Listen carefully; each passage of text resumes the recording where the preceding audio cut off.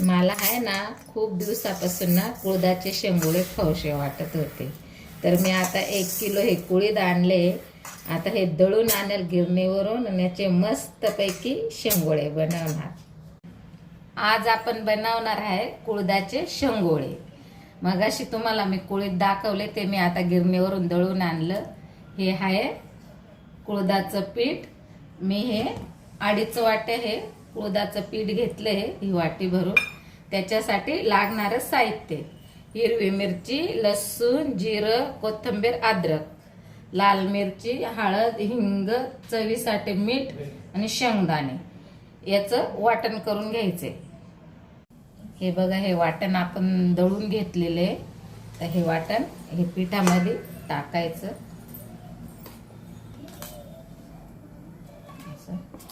अर्ध उरून ठेवायचं बरं का. हे कशासाठी लागेल ना तुम्हाला मी नंतर दाखवते.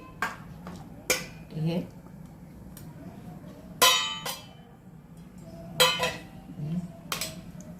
मीठ टाकायचं.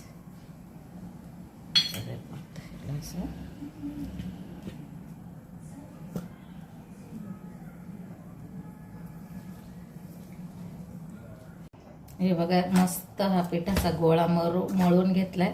थोडा घट्टच मळायचा बरं का. थोडंसं तेल टाकायचं, त्याला छानसं असं मळून घ्यायचं व्यवस्थित.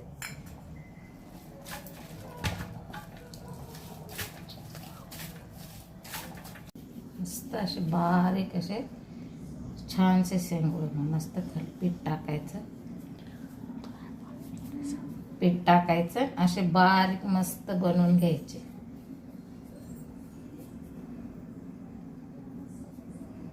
हे बघा,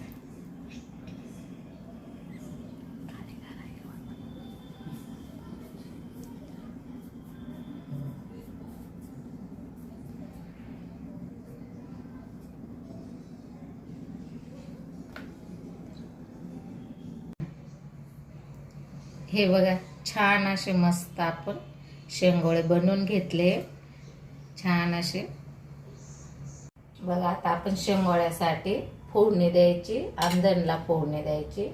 त्याच्यासाठी तेल टाकायचं, थोडं जास्तच टाकायचं बरं का. तेल जास्त तेलाने छान लागतात. मग त्याच्यात मी परत थोडी हळद, लाल मिरची टाकते. आणि हे बघा, मगाशी तुम्हाला बोलले ना वाटण उरून ठेवायचं, हे टाकते मी थोडंसं. हां, सेंटरमध्ये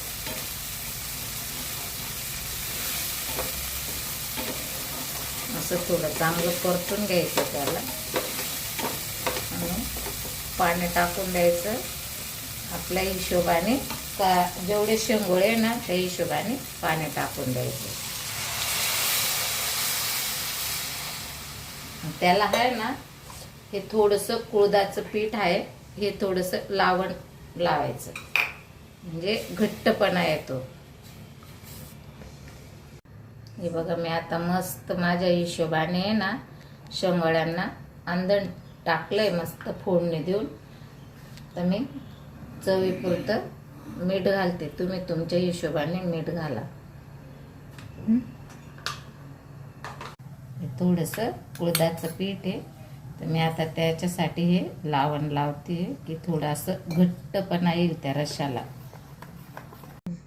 बघा, छान अशी मस्त उकळी आलेली आहे आंधणला. आता आपण त्याच्यात आहे ना हे पूर्ण शेंगोळे त्याच्यात टाकून द्यायचे असे. आणि 10 मिनटं मिडियम गॅसवर शिजून घ्यायचे. जास्त चाळायचं नाही बरं का, नाही तर त्याचे खूप तुकडे पडतील. शक्यतावर ना लाटण्याने चाळायचं, लाटण्याने. हे बघा, छान असे आपले मस्त शेंगोळे झाले. तर त्याच्यावरून बारीक अशी कोथिंबीर कापून टाकून द्यायची. झाले.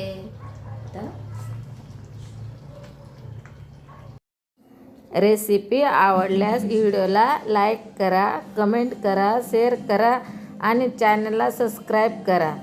धन्यवाद.